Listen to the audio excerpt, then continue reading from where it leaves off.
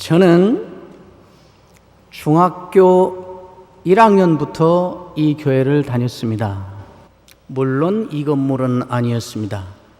옛날에 제가 그때 듣기로 30년대에 지었다는 고딕식 그 긴 교회, 그리고 밑에는 돌이 있고 사이로 들어가면 밑바닥에 마루가 깔려 있는 거기에서 중등부를 보냈습니다. 서문교회 중등부는 특징이 있었는데 주일 새벽에 모이는 거였습니다. 제가 중등부를 다닐 때에는 윤호영 장로님이 부장 장로님이었는데 끝나고 종례라는 이름으로 한 말씀씩 꼭 이렇게 해주시는데 그 말씀이 너무 감동적이었습니다. 어린 저에게도. 그래서 중등부를 열심히 다녔습니다. 그 전부터 이 교회가 큰 싸움을 했습니다. 그때는 이런 대형 교회가 싸움을 한다는 것이 하도 희귀한 일이어서 서문교회가 이렇게 대판 싸운다는 것이 일간지 신문에 종종 날 정도였습니다. 어느 날은 제가 중학교 2학년 때 예배를 드리러 왔는데 애가 시건방지고 건너머서 이렇게 괜히 위세를 하느라고 주일 대예배를 주로 다녔습니다. 저는 예배에 왔는데 참 희한한 광경이 계속 벌어졌습니다. 그때를 기억하시는 분에게는 아픈 기억이 돼서 제가 말하지 않겠습니다만은 한쪽에서 기도하자 하면 한쪽에서 찬송을 하고 어쨌든 바꿔서 하면 교대로 그렇게 됐습니다. 염일진 선생님이라는 분이 우리 신흥중학교 도덕 선생님이셨는데 여기 집사님이었습니다.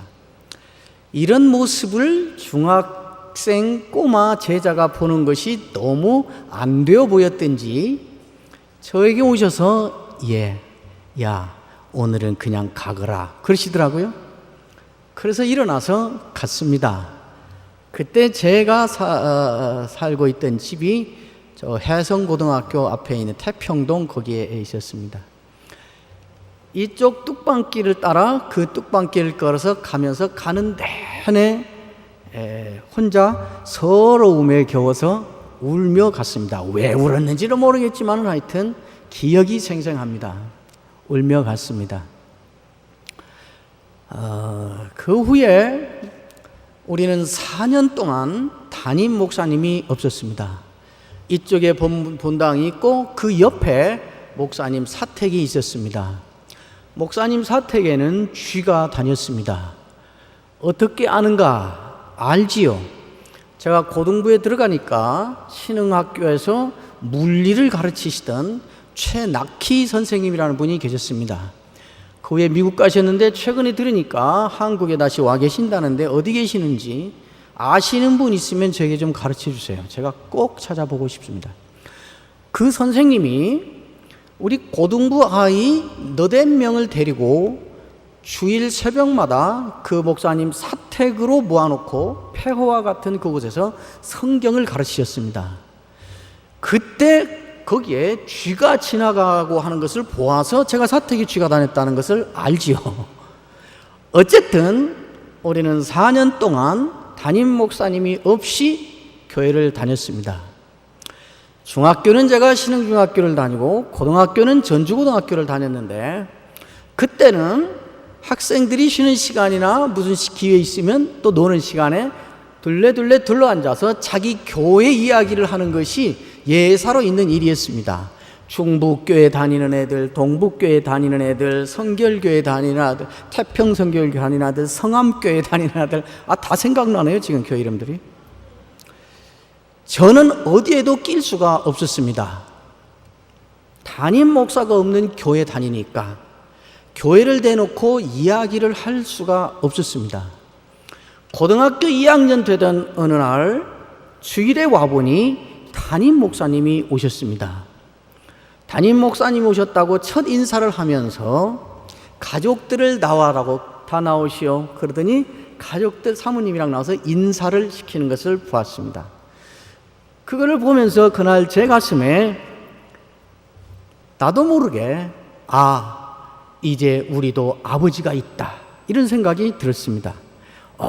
얼마나 감동이었는지 혼자 내내 울었습니다.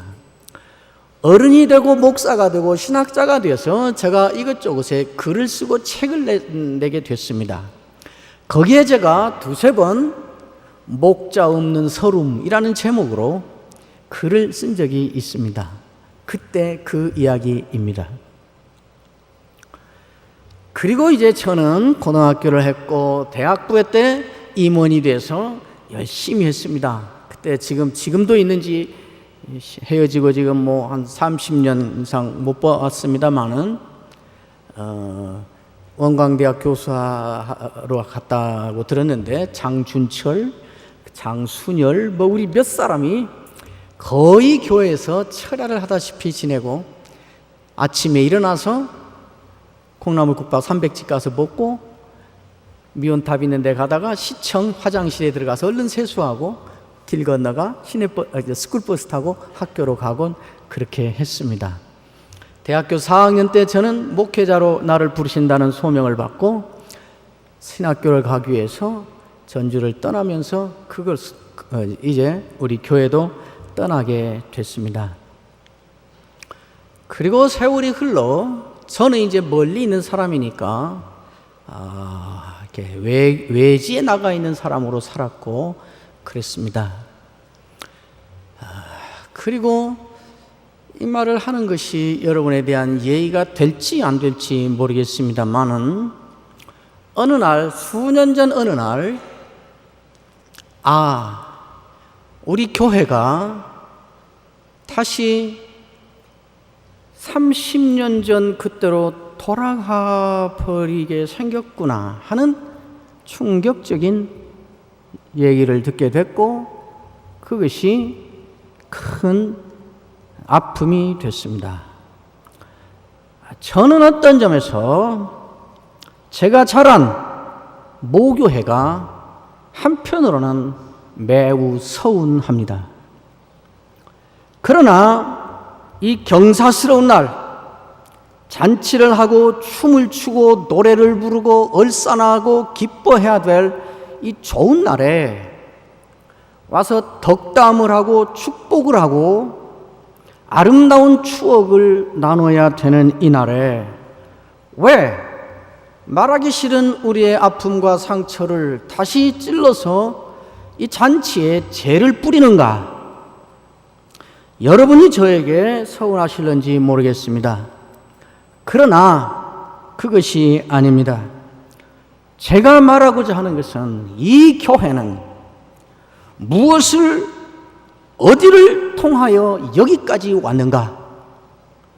이 교회는 무엇을 극복하고 여기에 이렇게 서 있는가?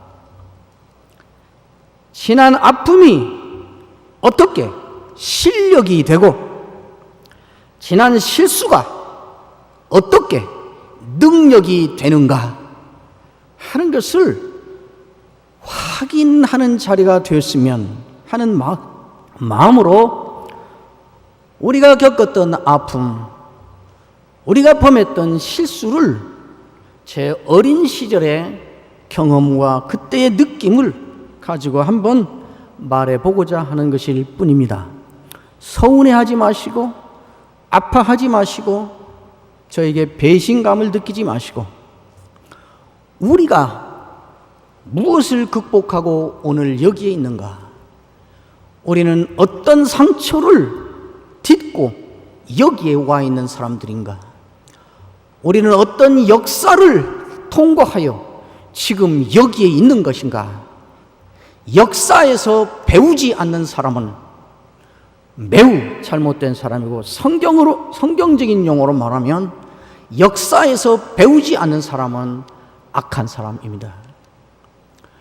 하나님이 벨사살 왕을 책망한 가장 중요한 이유는 네 애비가 무슨 짓을 하여 어떻게 망했던가를 너는 보았으면서 너도 그 일을 하고 있다. 이것이 가장 무서운 책망이었습니다.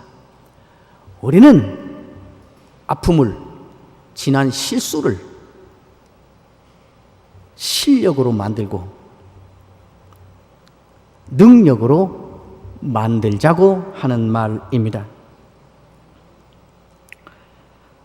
오늘 제가 여러분과 함께 나누고자 하는 처음 읽어야 될 성경은 느헤미야 8장입니다. 오늘 제 강의의 제목은 이미 장로님 통해서 몇 주 전에 알려드렸습니다만은 부흥의 시작이라는 제목입니다. 느헤미야 8장을 한번 같이 읽겠습니다. 느헤미야 8장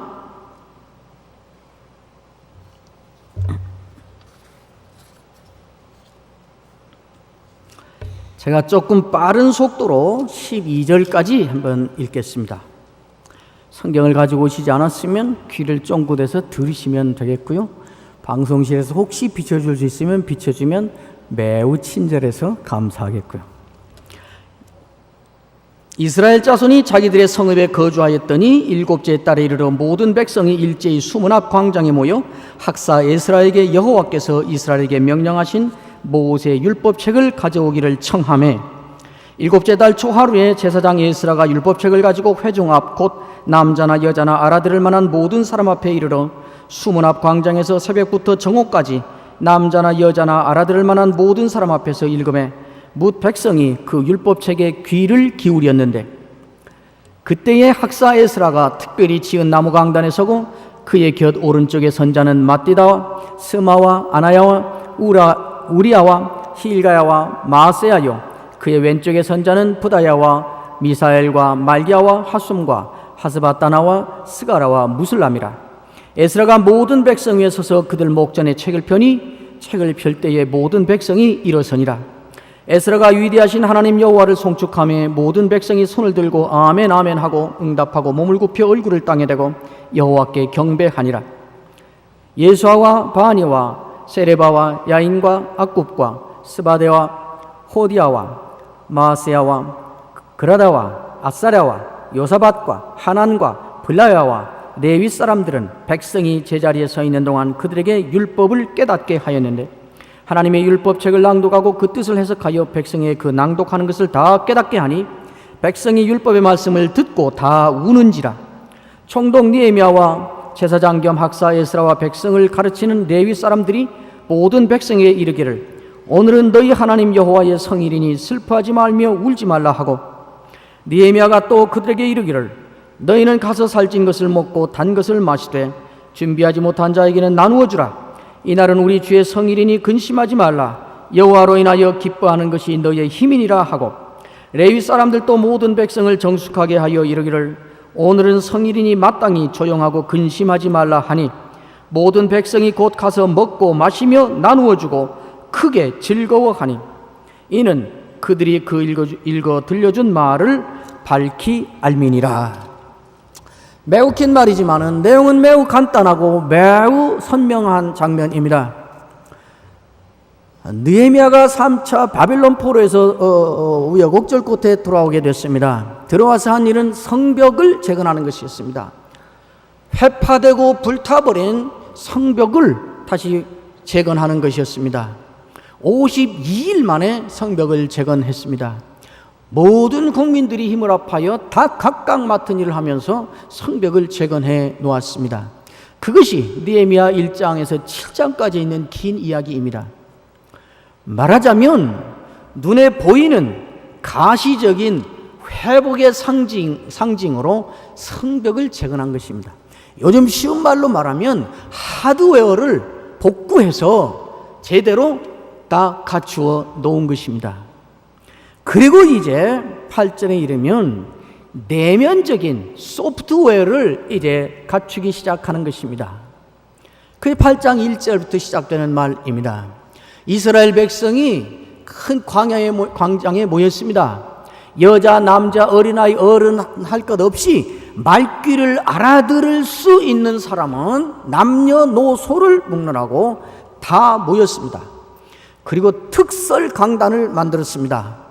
높이 단을 만들었지요. 위험의 문제도 있겠지만은 사람이 많으니까 높이 있어야 다 보이지 않겠습니까? 그러니까 특설 강단을 만들었습니다. 그리고 학사, 말씀을 맡은 말씀의 종이라고 할 수 있는 학사 에스라가 하나님의 말씀을 들고 그들 앞에서 책을 폈습니다. 그랬더니 그 책을 펼 때에 백성들이 다 일어납니다. 그리고 에스라가 이 책을 펴놓고 하나님 여호와를 송축하며 하나님의 위대하심을 높이며 찬양합니다. 그러자 모든 백성이 손을 들고 아멘 아멘 하고 외치고는 몸을 굽혀 엎드려 얼굴을 땅에 대고 여호와께 경배를 합니다. 이때 에스라 옆에 있던 보조교사들 같이 말씀을 맡은 가르치는 사람들이 말씀을 백성들에게 가르치고 또 흩어져서 그룹별로 말씀을 가르칩니다. 이런 일이 있자 백성들이 다 눈물을 흘리며 웁니다. 울어요. 그러니까 총독 느헤미야가 나타나서 울지 말라 그럽니다. 오늘은 성일이니 울지 말라. 그리고 다른 명령을 내립니다. 다 기뻐하고 먹을 것을 먹으며 즐거워하라. 먹을 것이 없는 사람은 먹을 것이 있는 사람이 나누어 줘라. 그리고 울지 말라. 2번씩 말합니다. 오늘은 성일이니 울지 말라.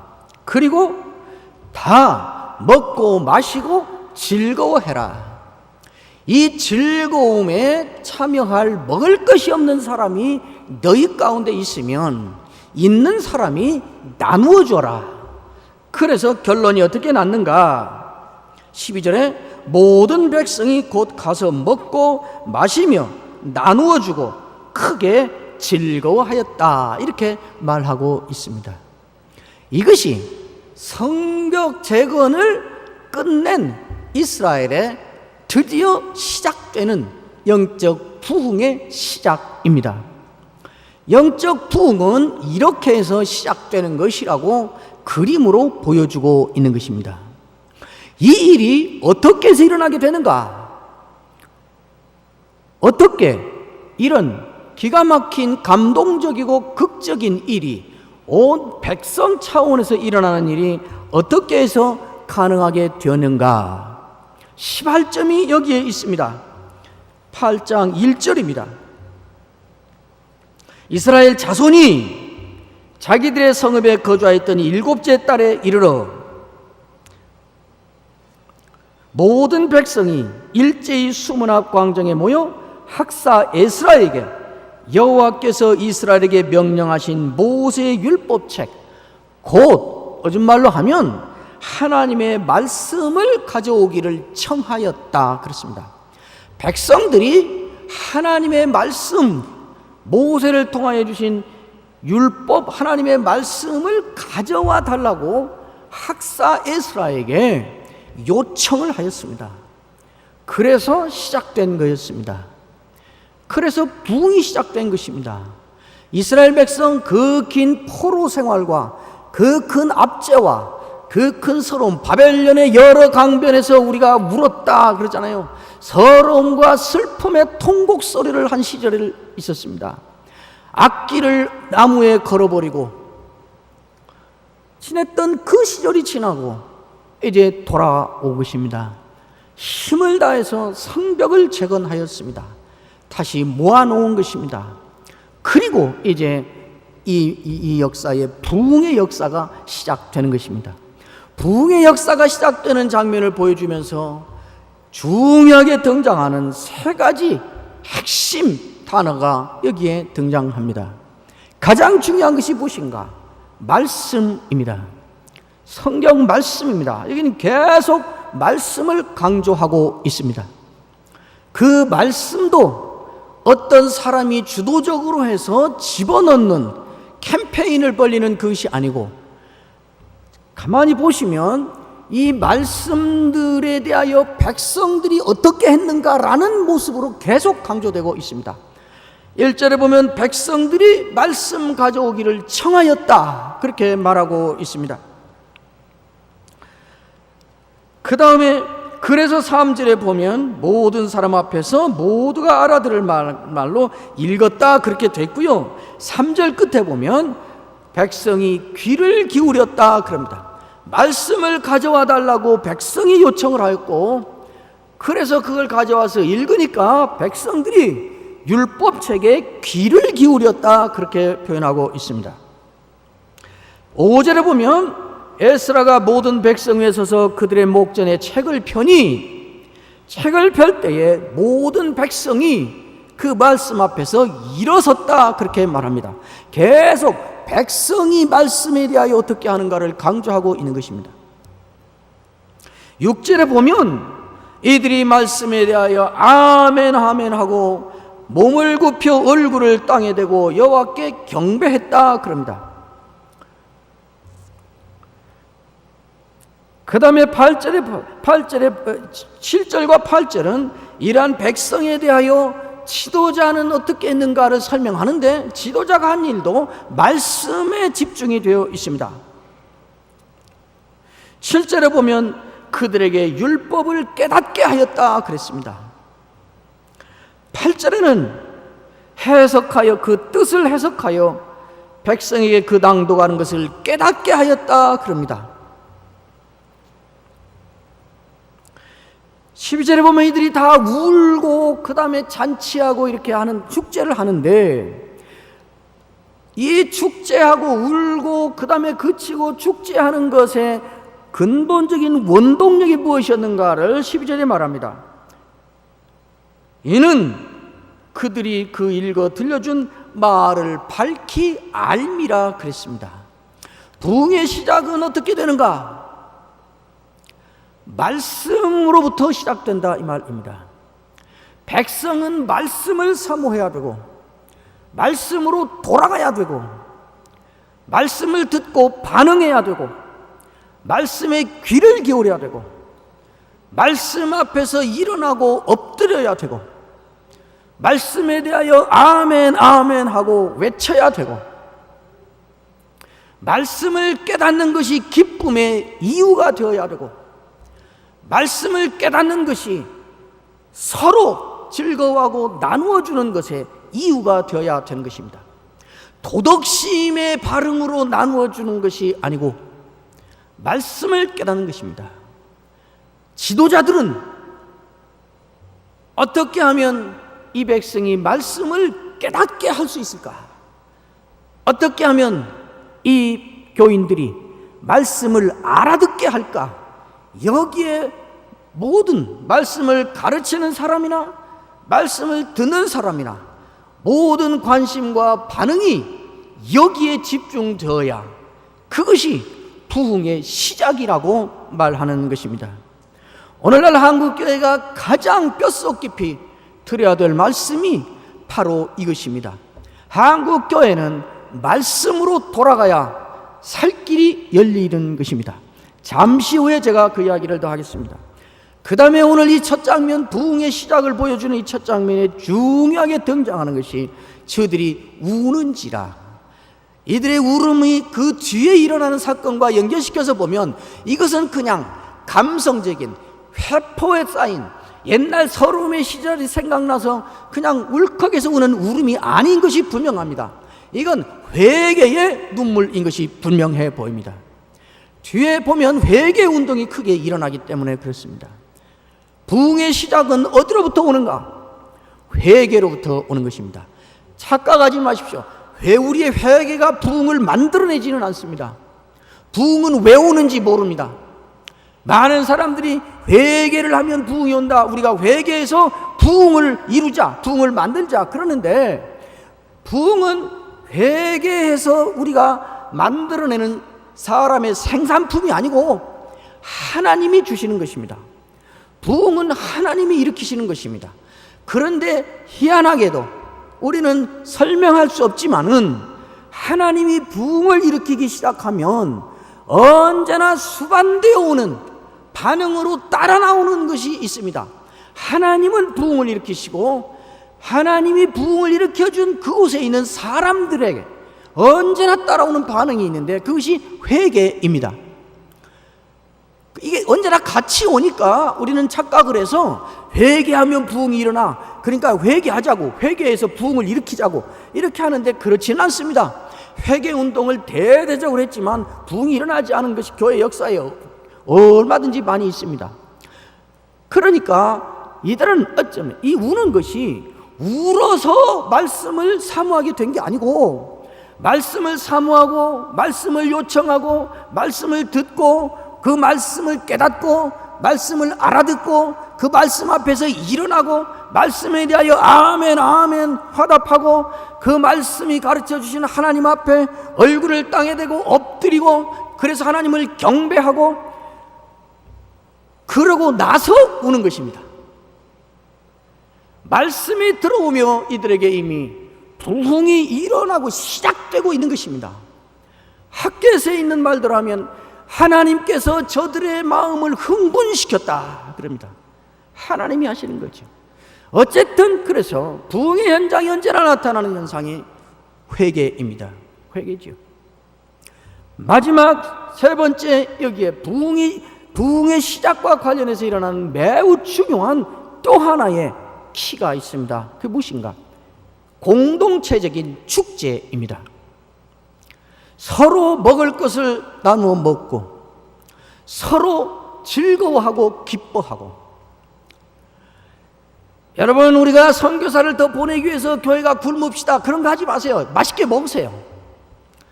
재미있게 즐기세요. 정이 들기 전에는 서로 먹는 것이 즐거워질 수가 없습니다. 서로 같이 밥 먹는데 그것이 기쁨이 되고 즐겁고 기쁘다는 것은 우리 사이에는 이미 정이 들어있다는 얘기입니다. 신앙 공동체는 시시비비를 가리고 옳고 그름을 따져서 그것을 밝혀내는 법정이 아닙니다.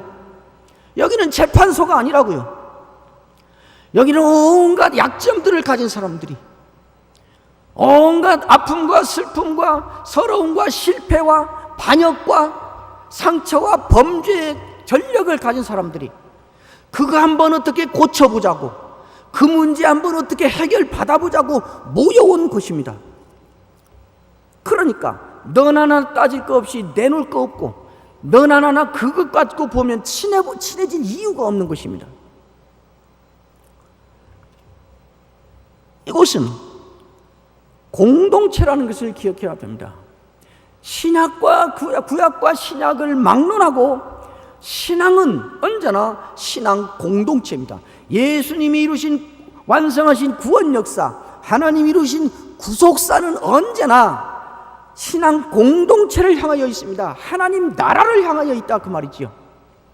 그러니까 신앙의 이름으로 모이는 이 교회에는, 이 공동체에는 언제나 신앙 공동체적인 축제가 있어야 하는 것입니다. 그 축제는 무엇로 나타난다고 오늘 본문은 말하는가? 먹고 마시고 즐거워하는 것입니다.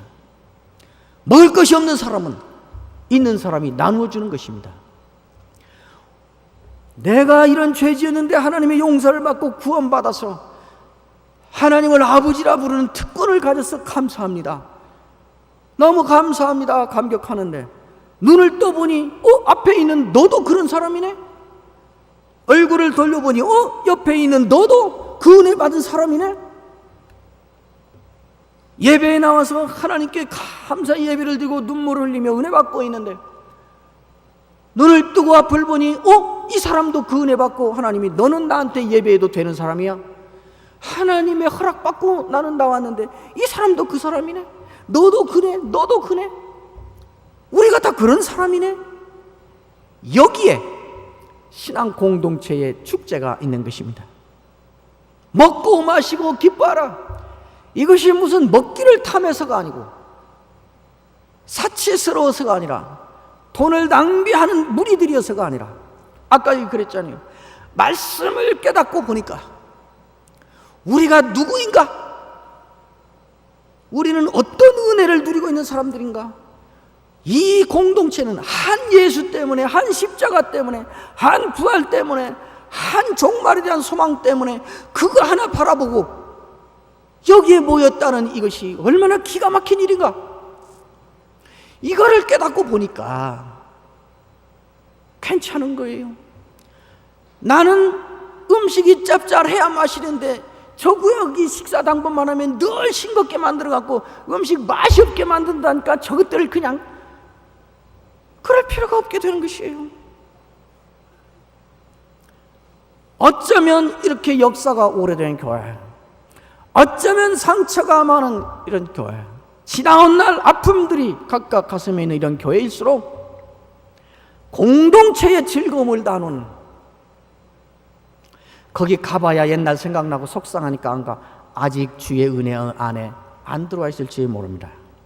부흥의 시작은 이 바벨론 포로에서 돌아온 이스라엘 백성이 부흥의 시작을 경험했던 그 논리, 그 사실은 여전히 3000년 가까운 세월 지난 오늘 서문교회도 124년의 역사를 지내온 이 교회도 여전히 똑같이 적용되는 원리일 것입니다. 하나님의 말씀으로 돌아가야 됩니다. 말씀의 깨달음에로부터 오는 회개가 일어나야 됩니다. 다른 사람을 심판하기 전에 나를 회개해야 됩니다. 시시비비를 가리기 전에 은혜를 바라보고 은혜 앞에 납작 엎드러져야 됩니다. 여러분 그거 아세요? 긍휼은 공의를 뛰어넘어 존재한다. 제가 2년 전에 여기 사경에 왔을 때 낮 공부 시간에 요나서를 강의하면서 제가 강조해서 했던 말입니다. 요나서 4장에 가면 하나님과 요나 사이에 대판 싸움이 벌어집니다. 아니 싸움이 아니라 요나가 분노하고 있습니다. 요나의 분노는 하나님을 향하여 있습니다. 하나님에게 당당하게 분을 내고 있습니다. 요나서 4장은 온통 성내니라 분내니 네가 분내는 것이 이렇게 하던 분노에 가득 찬 요나의 모습이고 하나님은 한쪽에 이러고 있는 것처럼 보입니다. 하나님이 묻습니다. 나중에 박넝쿨 하나 없앴더니 분을 내요.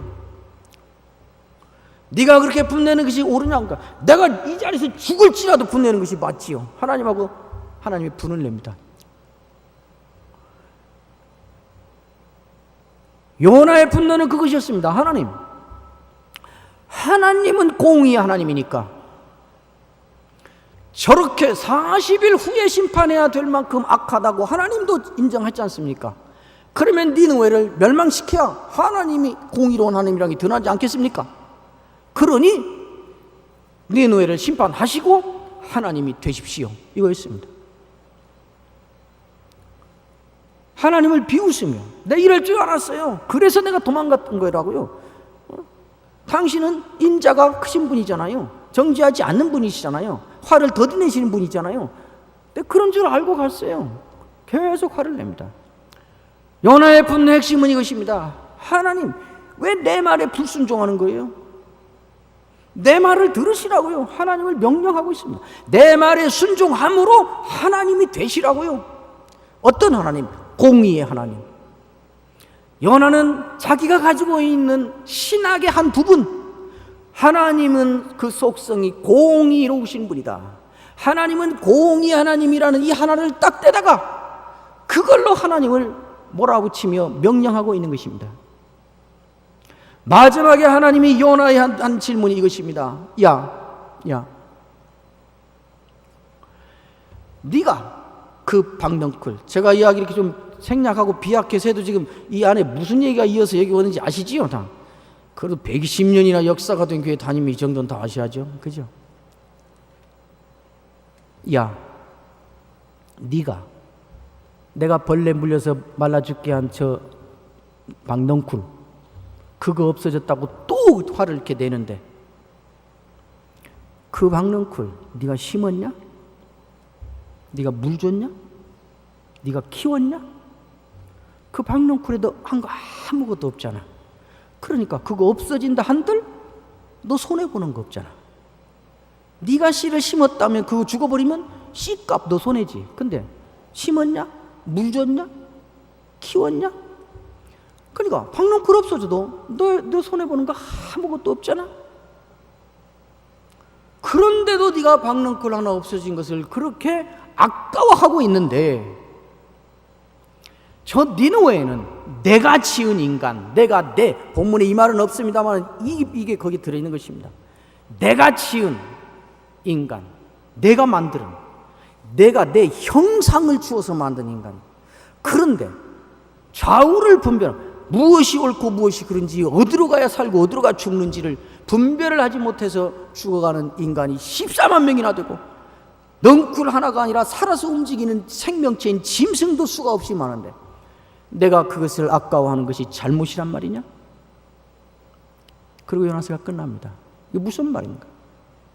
너는 공의의 신학을 가지고 내게 분노하고 공의를 하라고 하지만은 나는 저들에게 긍휼을 베푸는 하나님이라. 긍휼은 공의를 뛰어넘어 존재한다. 이 주장을 하고 있는 것입니다. 그렇다고 제가 공의는 필요 없다 그 말이 아닙니다. 하나님이 공의를 무시하고 긍휼을 하는 것이라면 그의 아들 예수 그리스도를 십자가에 죽일 이유가 없습니다. 하나님은 공의의 하나님이십니다. 그러나 공의뿐인 하나님은 아닙니다. 긍휼은 공의보다 더 높은 차원의 것입니다. 이제 여러분 부흥을 시작하고 싶으면, 이제 이렇게 많은 상처를 통과하고 혼란을 통과하고 이제 훌륭하시고 젊으신 목회자를 다시 모셔서 이제 부흥을 시작하며 새 역사를 시작하자 하는 소망이 있으시다면 긍휼을 행하는 것을 배우셔야 합니다. 긍휼은 공의를 뛰어넘어 존재합니다. 누가 옳고 누가 그른가, 누가 맞고 누가 틀렸는가, 이것은 중요한 문제이지만 거기에 교회 존재의 생명을 걸 만큼 우선적이지는 않습니다. 어떤 부분은 하나님께 맡겨드려야 되는 부분들이 있습니다. 오늘날 한국교회에 대하여 말이 많습니다. 한국교회는 망하고 있다, 망했다, 끝났다, 한국교회는 끝장났다, 그렇게 말하는 사람들이 많이 있습니다. 그리고는 한국교회를 향하여 온갖 비아냥과 비판과 비난을 쏟아내곤 합니다. 한국교회를 안타까워해서 그런다고 그럽니다. 그러나 내가 잠잠히 귀를 기울여 들어보니까 한국교회를 비난하고 비판하고 또 비아냥거리고 모욕 주고 하는 교계 어른들, 교회 안의 사람들, 교회 밖의 사람들을 다 들어보니까 공통점이 있습니다. 한국교회에 대한 안타까움이 아니라 분노의 발산입니다. 그 말들이. 그래서 말을 쏟아내는데 거의 저주성 발언들을 쏟아내고 있습니다. 여러분, 한국교회는 망하고 있는 것이 아닙니다. 한국교회는 끝나고 있는 것이 아닙니다. 한국교회는 하나님께로부터 절호의 기회를 지금 받고 있습니다. 무슨 기회인가? 이제 교회가 교회다워지고 신자가 신자다워져야만 되는 교회 역사 진행의 새로운 국면으로 한국교회는 인도받고 있는 것입니다. 제가 소리를 너무 지르니까 주눅이 드신 모양인데 이런 때는 아멘 하는 거거든요. 해보세요. 아멘 해보세요. 그 찬양할 때는 박수도 잘 치시고 아멘도 잘 하시더만 제 말은 좀 말 같지 않으세요? 한국교회는 망하고 있는 것이 아닙니다. 이제 한국교회는 이제 막 부흥이 되고 잘하고 새가 커서 맘만 먹으면 무엇이든지 하고 아프리카의 교회도 지어주고 선교사도 마음껏 보내고 맘만 먹으면 무엇이든지 할 수 있는 사람들이 몰려오는 이런 시대를 통과하고 이제 다른 국면으로 들어간 것입니다. 그런 시대는 끝났습니다. 그것이 끝났으니까 교회가 망하고 끝난 것이 아니고 그런 시대를 통과한 것입니다. 이제 아마 그런 시대는 중국 교회로 넘어갈 것입니다. 한국은 망하고 끝나고 있는 것이 아니라 이제 교회 역사 진행의 새로운 국면으로 들어가고 있는 것입니다. 어떤 국면인가? 이제는 새가 불어나고 이런 게 아니라 교회가 교회다워지고 신자가 신자다워져야만 하는 세계로 들어가고 있는 것입니다. 겁날 거 없어요. 두려워할 거 없어요. 많은 사람들이 이제 과거의 그 역사를 다시 회복하기 위해서 이거 하자 저거 하자 이거 하자 그러는데 그 역사는 다시 회복되지 않습니다.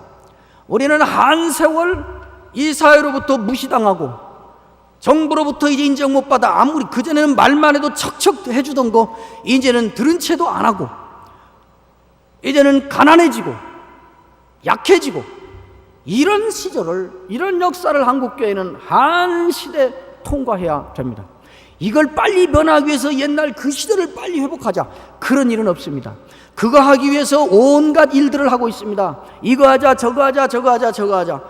그러나 그런 것들은 요나의 배 위에 탄 선원들이 하나님이 태풍을 돌리자 태풍을 극복해보자고 짐을 내던지고 일심단결하여 힘을 합하여 더 힘써 노를 젓자고 하는 것과 똑같은 일입니다. 그 헛수고입니다.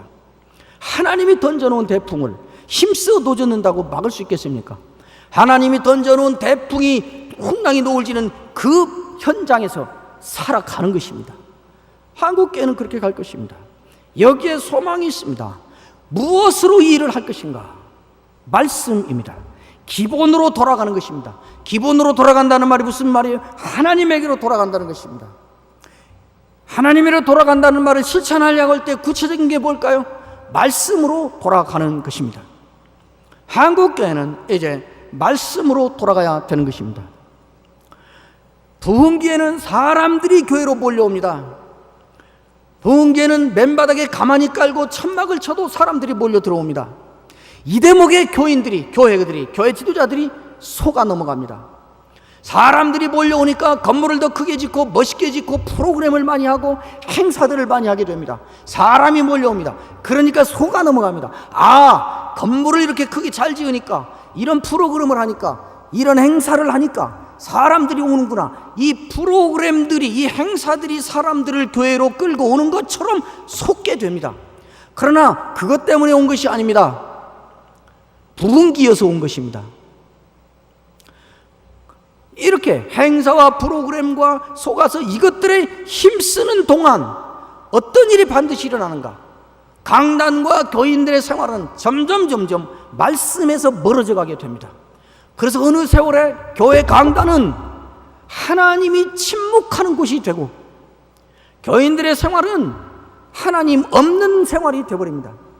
한국교회는 지난 수십 년 동안 말씀 없이도 교회는 부흥만 잘 되고 말씀 없이도 교인들은 잘만 사라지는 세상을 수십 년 살아왔습니다.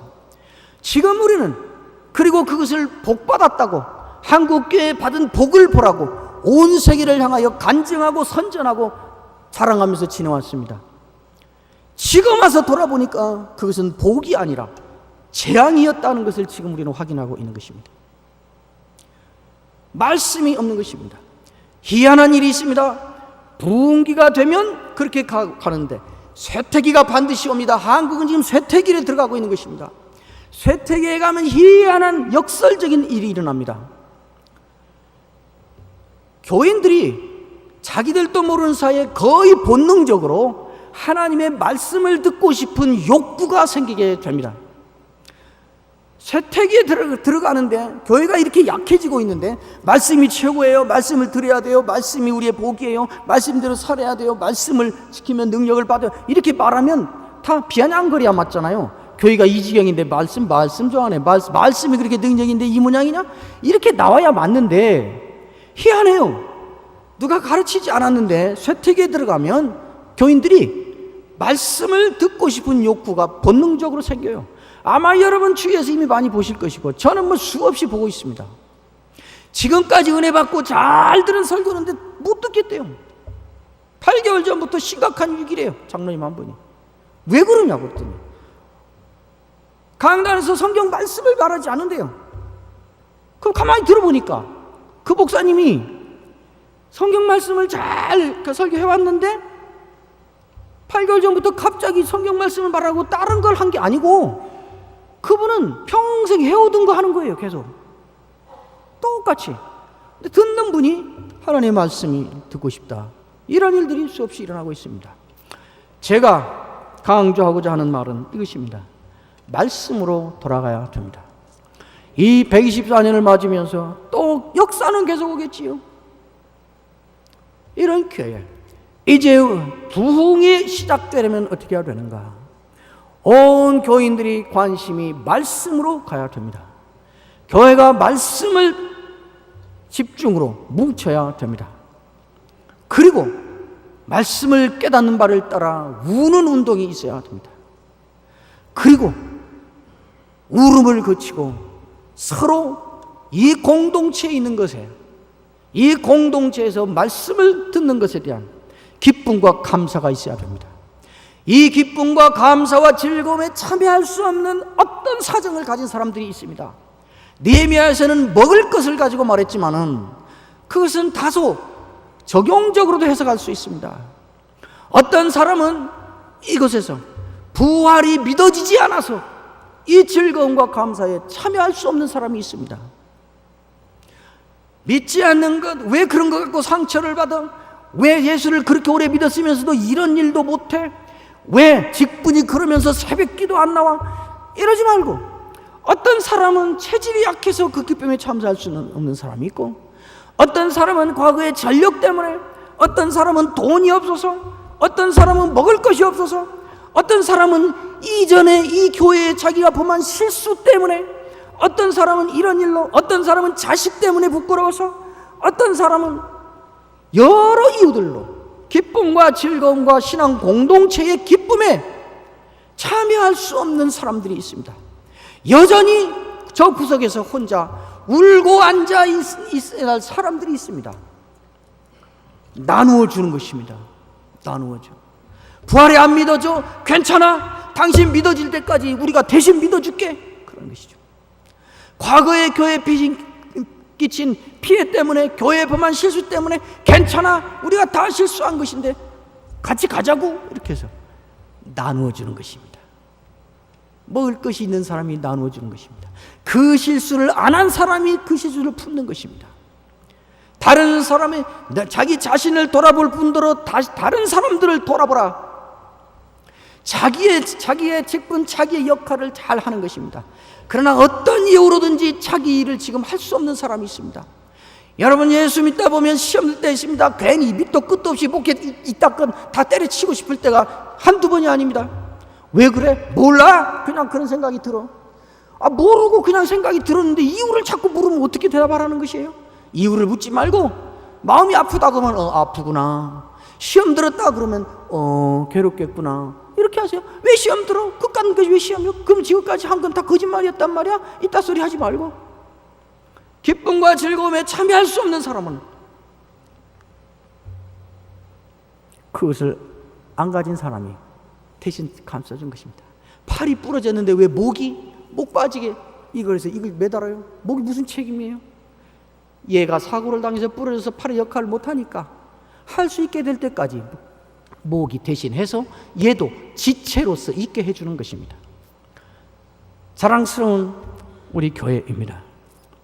여러분들은 위대한 실력을 갖고 있습니다. 온갖 것 다 겪어봤습니다. 이 사람과의 문제가 교회 문제가 되는 것도 겪어봤고, 만고풍상을 다 겪은 124살짜리입니다.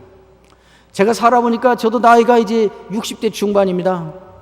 살아보니까요, 인생을 사는 사람이 있고 세월을 보내는 사람이 있어요.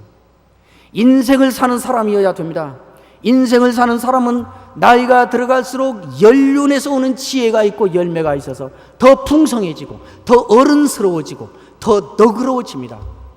그러나 시간을 보낼 뿐인 사람은 20대나 60대나 70대나 똑같습니다. 언제나 그 사람 자기로 있으면서 그냥 시간만 보내고 있는 것입니다. 우리 서문교회가 시간만 보내는 교회가 아니라 인생을 사는 그런 교회가 되기를 바랍니다.